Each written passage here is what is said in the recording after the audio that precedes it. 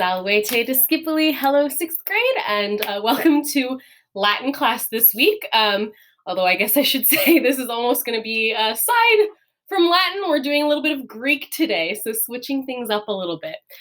So since we're getting into some Greek mythology, I thought it would be kind of fun to take a little time to learn the ancient Greek alphabet, and we're going to do some practice with some of the alphabet, and I'm going to be showing you guys eventually some excerpts from Greek myths like the Iliad and the Odyssey in the original Greek. So I thought it'd be kind of cool to practice the Greek alphabet. So let's kind of jump into some things. Now, as we're watching this video, oops, I did the wrong thing. That's not what I wanted to do. There we go. Okay. Sorry, having some technical difficulties pulling up the correct view on my end. All right, so before we get started in this video, if you haven't yet done so, pause the video and go print out this worksheet. It's the Greek alphabet worksheet. It looks like this. Here's my face. Let me see if it can make me a little bit bigger. There we go. So it's this worksheet so that you can kind of follow along and practice writing each letter as we go through it. So you're going to want to print this out and have it handy. There's two sides to it. This side we'll talk a little bit more about in the next video when we're practicing writing some actual words with our Greek. But here we go for this. So get this out, get this printed, pause the video, and have this ready to go in front of you while we're going through it so you can practice writing the letters, because some of them, there are a few little tricky bits. So again, my remote students, this is going to be a little tricky, but just follow along. If you need to pause so you can kind of practice everything, do so. And this might be a little bit longer of a video because I want to really try and make sure I take the time to show you guys how to properly write each letter. So let's jump into it. I'll make my face a little bit smaller for now. I'm going to be kind of adjusting that as we go because I am going to want to show you guys on a little whiteboard how to write them sometimes. All right, so a couple of notes. The ancient Greek and the modern Greek alphabet is a different alphabet from English. So Latin has been really nice because Latin is the alphabet that we get the English alphabet from. So there's just a couple letters that don't exist in Latin, but otherwise it's the same alphabet we're used to in English. Now, the ancient Greek alphabet is a different alphabet. They have different letters. This is something to really keep in mind. Now, some of the letters do look the same or similar to English letters, but that doesn't always mean they match up with the same sounds. And that's kind of the tricky part. And also, the order of the alphabet isn't the same, as in the sound, the letter sounds, it doesn't come in the same order as the English alphabet. So, for example, English, we have A, B, C, D, E, F, G, H, I, J, K, L, M, N, O, P, Q, R, S, T, U, V, W, X, Y, Z. That was really fast, but the letters don't match up in the same order as the Greek alphabet, which is alpha, beta, gamma, delta, epsilon, and then so on and so forth. I've got a little song I can sing for you later on, but the first two letters in the Greek alphabet, alpha and beta, the uppercase letters look the same as our A and B, and these ones do happen to make the same sounds as A and B, but the third letter in the Greek alphabet is gamma, which is more of it's a G sound. It's not a C sound. So keep that in mind, that the order of the letters isn't going to match up exactly to English. So you can't say gamma is C, because it's not. It's a different letter sound. So just try and keep that in mind. Like in English, there are both upper and lowercase forms of the alpha of each letter. Similar to how I do it in Latin, which we haven't talked a ton about this year, but for the most part, letters are written in lowercase unless it's the beginning of a name of a person or a place. Then you'll have an uppercase letter. Unless you're talking about like engravings and things like that, in which case a lot of the times it's entirely written in uppercase. And Latin does this too, where in the written language, most of it is kind of all in lowercase except for capitalizing proper names. So keep that in mind, but we are going to be learning both forms, the uppercase and the lowercase. And then as far as pronunciation goes, we're going to be focusing on the classical ancient Greek pronunciation rules, not the modern Greek. So modern Greek uses the same alphabet, but there are some differences in pronunciation. For example, I refer to the second letter of the Greek alphabet as beta with a B sound. In modern Greek, it's pronounced vita or something. It's similar to that. I haven't done a bunch of modern Greek, but I've had people tell me. And it's more of a v sound. It's more close to a V sound. Modern Greek pronunciation follows, I believe, Koine Greek pronunciation, but from ancient times, we're going to be focusing more on what we know as Attic Greek. There's different dialects of Greek that had some different pronunciation rules, some different vocabulary, and things like that. Now, modern Greek is a modern version of ancient Greek, and the language has changed quite a bit through time. So again, we are focusing mostly on the ancient rules because we're learning about Greek mythology in ancient times, and that's just kind of the game of this class. So we're focusing on ancient pronunciation, but if you ever go to modern day Greece, they're going to pronounce things a bit differently. Keep that in mind. All right, now, as I already said, please print out the alphabet handout. We're going to be going through the alphabet one letter at a time. Please practice writing each letter as we go through it. There's space for you to write each letter twice. You're going to do it once as we're going through the alphabet, and then you'll do it a second time after. If you want to do it twice as we're going through, that's fine too. But you're going to need to fill these spaces, both of these spaces out twice for each letter, both upper and lowercase. And then you'll be taking a picture of this and sending it to me as part of your participation for this week. This guide also gives you a little bit of help with pronunciation of each letter, what each letter sounds like. So this is just kind of going to be helpful for you as we move along with the Greek.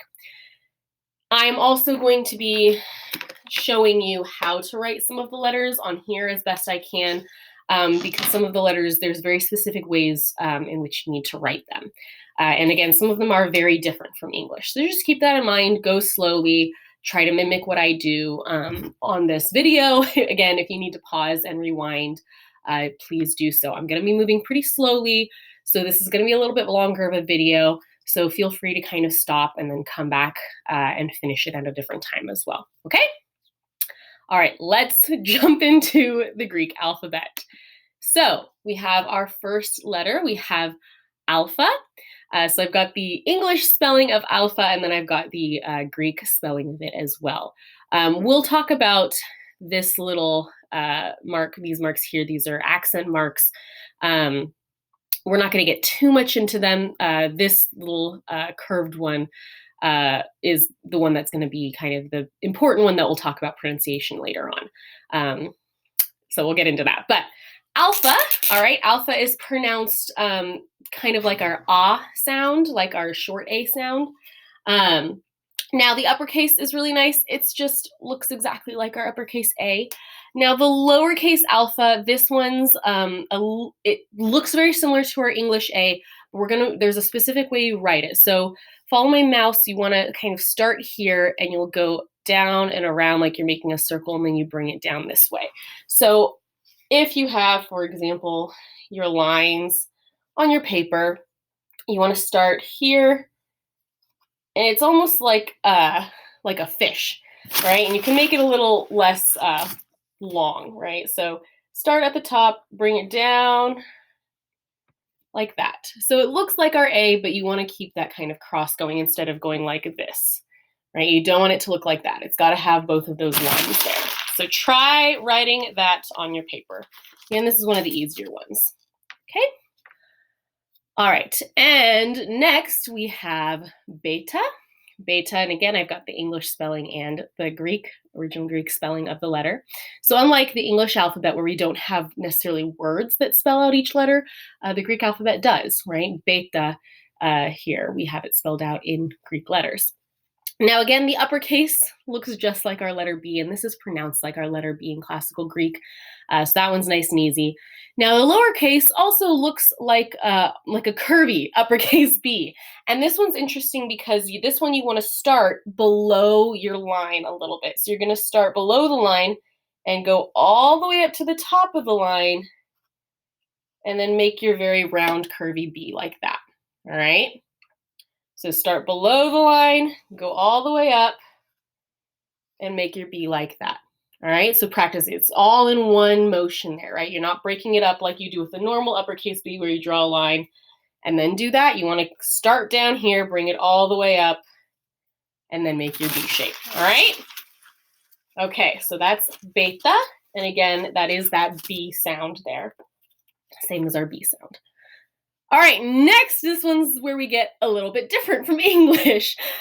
So this is gamma, and gamma is a G sound, and it's a G, a hard G sound. So like in Latin, remember the letter G in Latin is always G. Same thing here. This is not a J sound in Greek. Greek, like Latin, does not really have that J sound, okay? So gamma, uppercase looks like an F without the second line. So that's the best way I can describe it. So just draw it like an F without the second line. And you don't have to add all the extra kind of flourishes that this particular font has, right? Keep it simple. Just draw it like an F without that second line there, right? Now the lowercase one, this one's interesting. It almost kind of looks like a Y in English. And again, this is done in entirely one stroke. So you're going to start with the left side of it and kind of make a curve. And then you bring it down, make like a short loop, and then it comes back up like that. All right, so let's try that again. We have the little curve here, bring it down, make like a little loop, and then up like that. So curve down and up like that. And you don't have to make the loop this big, but you don't also have to make it this small. It's okay if there's a little bit of a space in between there, all right? So it's gonna look kind of like our English Y, but this is a G, a hard G sound. So keep that in mind. All right. Hopefully you're with me. You're practicing writing these, right, on your handout so that you can turn that in for participation credit for the week. All right, next we have delta. And delta is, in classical pronunciation, it's more of that D sound. I believe in modern Greek, it's more of a the. It's like a hard, almost TH sound, more so than a D. Delta. It's you use your tongue at the back of your teeth for that one. But delta, uppercase is a triangle. So just make a triangle, and that's easy, right? And this is an uppercase delta for that D sound. Now the lowercase, again, this kind of looks like our English D, but again, it's done in one motion and it's a bit more kind of curvy. So we start up at the top of the line, bring it down, almost like you're making an S, and then you're gonna finish that curve at the bottom into that D shape. So this one is interesting. This one, again, because it's loopier, so you're not going to want to just draw a line down and then over like with our D. It's, again, you want to have that kind of fluidity. So almost like you're making an S, a very long S, and then you finish it off with that D shape like that. So this is that delta. All right. Next, we have epsilon.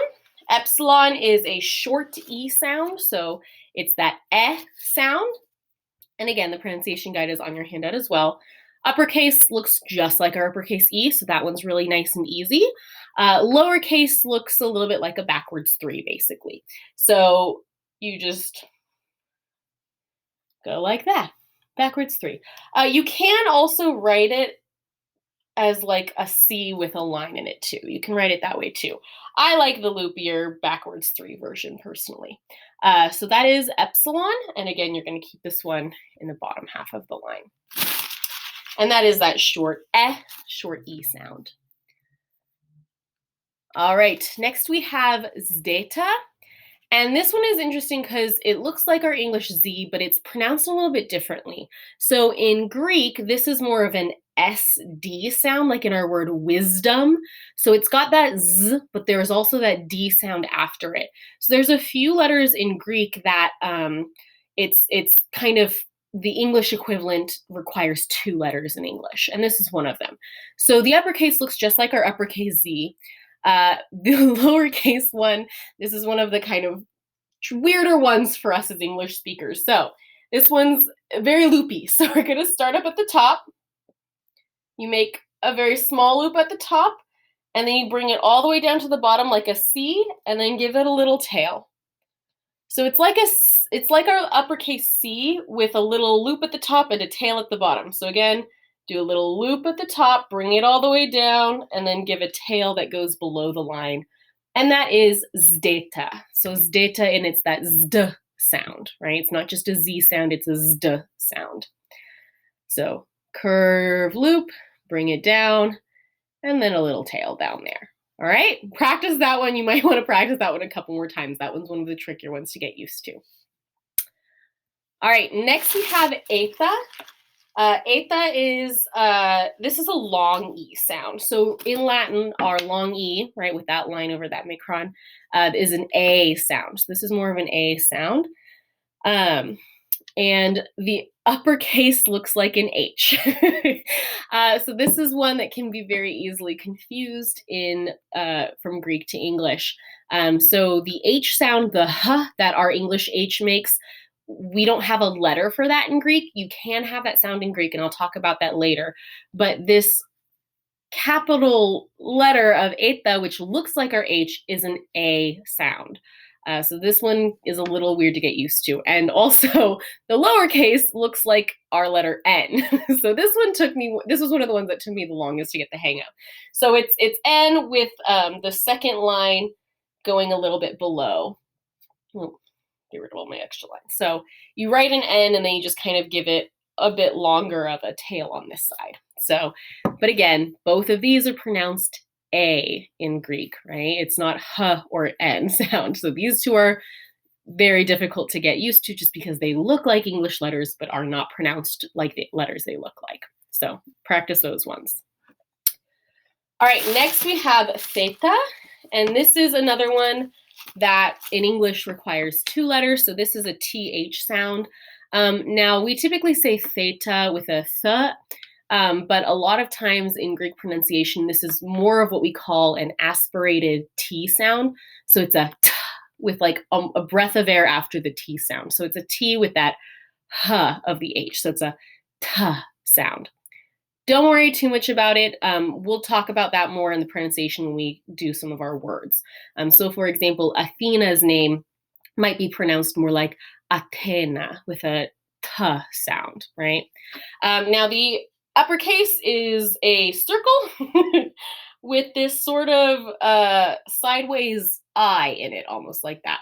And I made mine really big. You don't have to make yours quite this big. You can make it more narrow with that little I like that, okay? And then the lowercase is like a narrower version of this. And there's two ways you can write this. You can write it like a narrow O with just a line down the middle, like that. Or some people write it in kind of one go, where it's a bit more curvy. So you kind of do it in one line. So you start at the top to make your circle, and then you finish it by going down and getting that line across, all right? So O with a line in it. And this is that th or t sound with that kind of T with a breath of air. All right, next letter, we have iota. Iota is like an I sound. So this can be short or long. So this can either be an I or an E sound. Capital looks just like our uppercase I, so that's really nice. The lowercase looks like an I without the dot. And it's a little bit like a curvy lowercase I. So I typically write my iotas more like that, where I just give it a little bit of a curve at the top and the bottom, almost like a super, super narrow S. But you can also just kind of write it as a lowercase I without the dot. So that one's pretty easy because it looks very similar to the letter it corresponds to in English. So hopefully that one it's just lines. It's nice and easy. All right, and next we have kappa. Kappa is our equivalent to our K sound. So this is a K. Looks just like our K. So that one's nice and easy, right? The uppercase is like our uppercase K. Lowercase is like a miniature uppercase K. So a little different than in English, because in English, our lowercase K, we often have a like slightly longer line here. In this one, we want it to all be the same like that. So it's almost like a mini uppercase K in that the lines are all the same height. So hopefully that makes sense. But this one's nice because, again, it makes the same sound as what it looks like in English. Hooray for that. All right, next we have lambda. Lambda is the Greek equivalent of our L sound in English. So lambda, the uppercase is like an upside down V.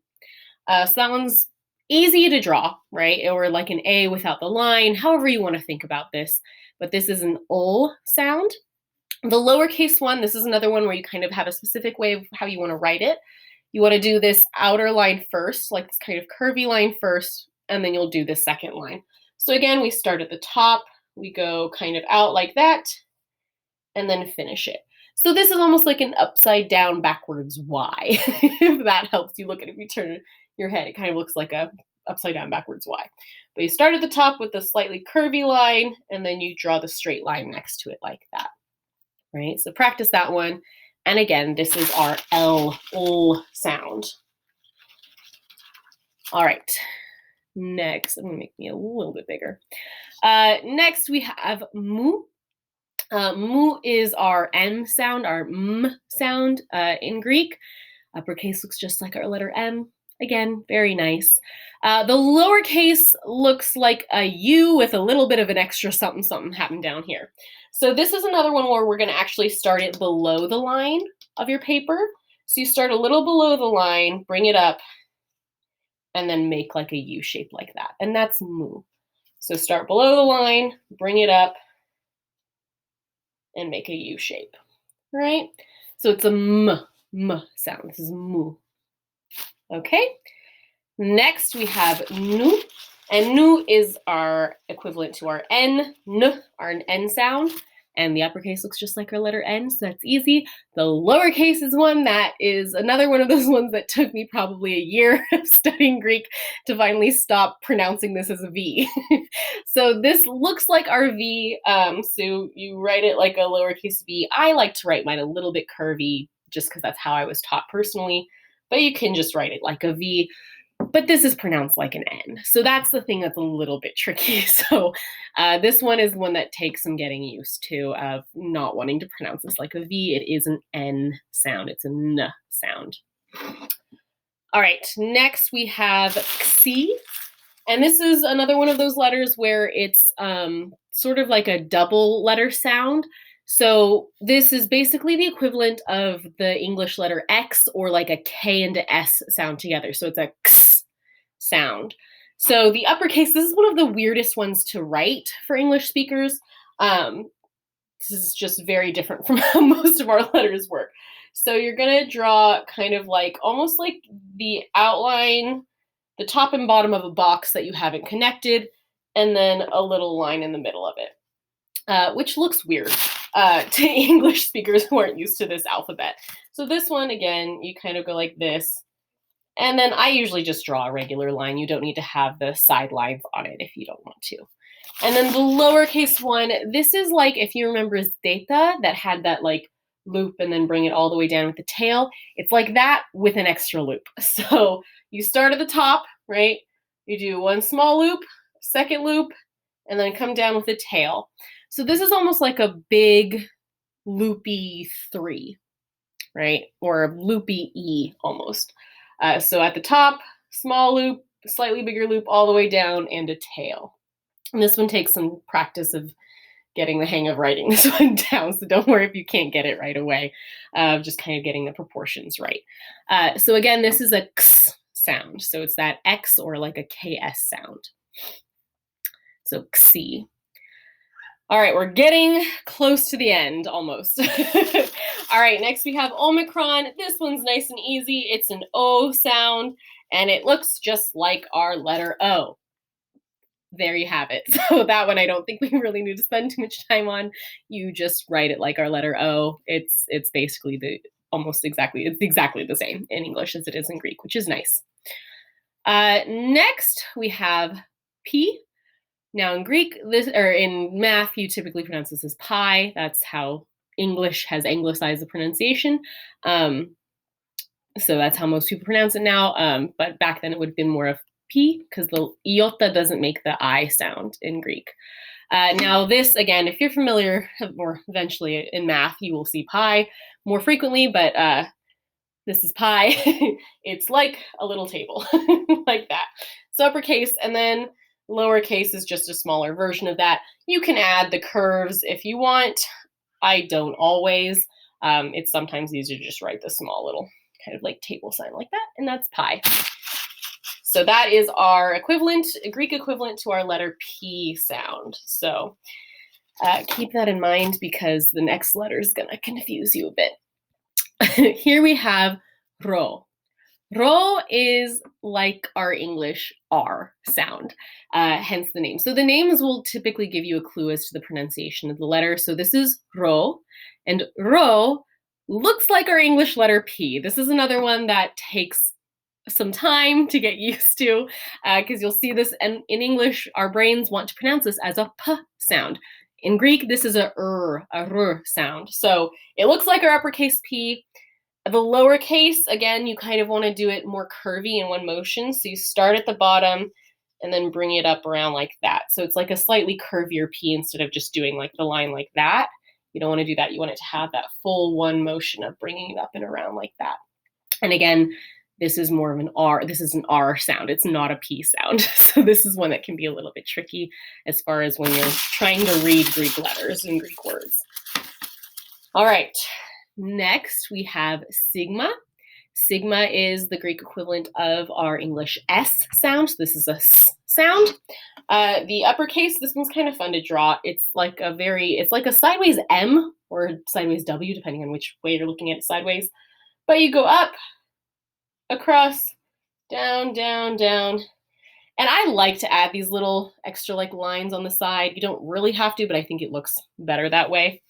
And then now the lowercase, this is where it gets a little bit interesting. Sigma has two different lowercase forms. This first form here, which is, it's almost like an O that has an extra little bit on the side, which you can write either way.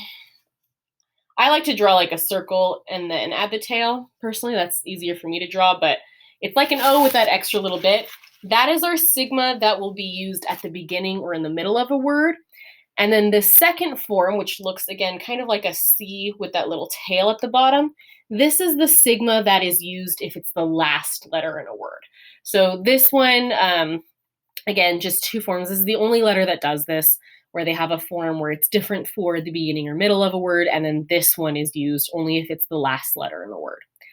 All right, so both of these are lowercase sigma, again, just used in different parts of a word. All right, next we have tau. Tau is the Greek equivalent of our T sound. It's a T. The uppercase looks just like our letter T, and the lowercase looks like a mini curvy uppercase T. So again, you don't have to include that little tail. I personally like to. I think it's cute. It's almost like a little mini J. So lowercase tau is looks like a mini uppercase T, and it's a T sound. So this one's one of the easier ones to recognize. All right, next we have upsilon. Upsilon it can be an equivalent of a Y or a U sound in English. And depending on the word that we get from Greek, it might become a Y or become a U in English.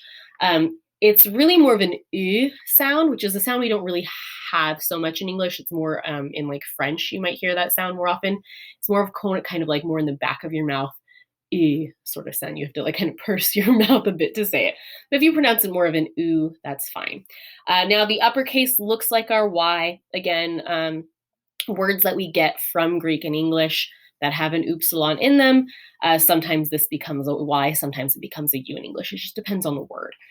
So the uppercase looks like a Y, the lowercase looks like our U, so that's easy. And again, this is an U sound, but you can pronounce it more of an U if that's easier for you.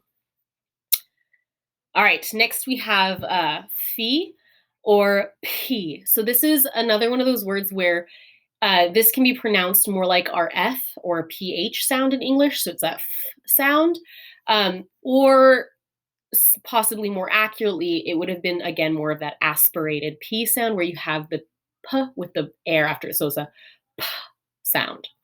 And this is a circle with a line going vertically through it with two little lines on the end. So it's like an I, an uppercase I, and an O combined is what it kind of looks like. And then the lowercase one is you almost draw like an O and then just go down through the middle of it like that.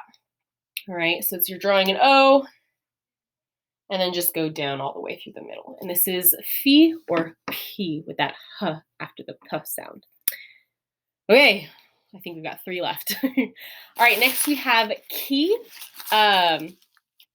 this is another one where we, as English speakers, often want to make this a ch sound with that ch, but this is more of a ch in English that we see in like the word chaos, where it's that aspirated c. It's the k sound with the h sound after it. So chaos. If you held your hand in front of your mouth, k, k, chaos. You can feel that breath of that air there. So this is ki, and this looks like our letter X, but it's not a x sound. This is a k sound. All right. So uppercase looks just like our uppercase X.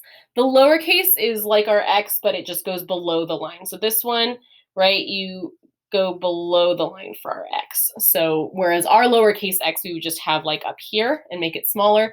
This one, you want it to go all the way below the line like that. All right.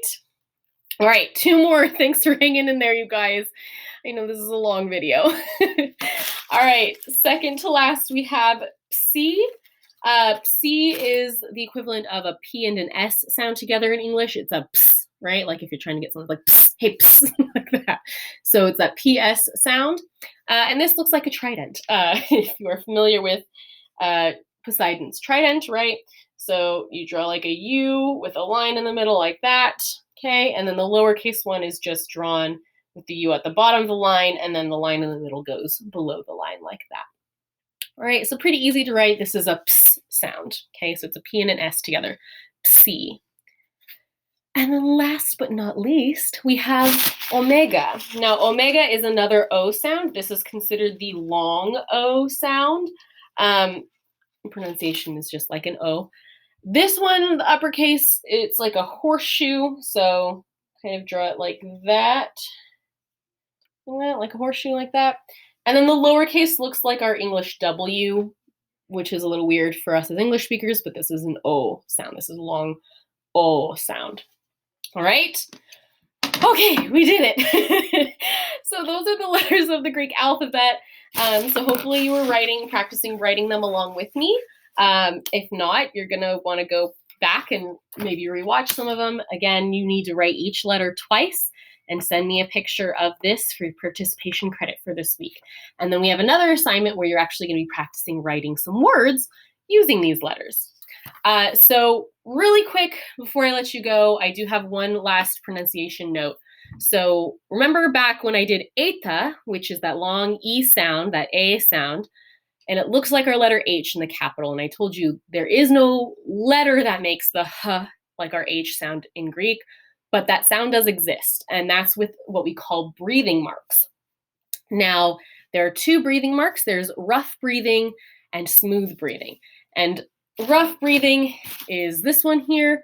So it's like a backwards apostrophe, and then the smooth breathing looks like an apostrophe. So when you draw it, when you are writing, it's almost going to look more like a little mini C, just because that's easier how to write. So for example, if you have, right, we've got epsilon and nu, right? So if it's got the rough breathing, where the little kind of like mini C is facing that way, this is where we get that H sound.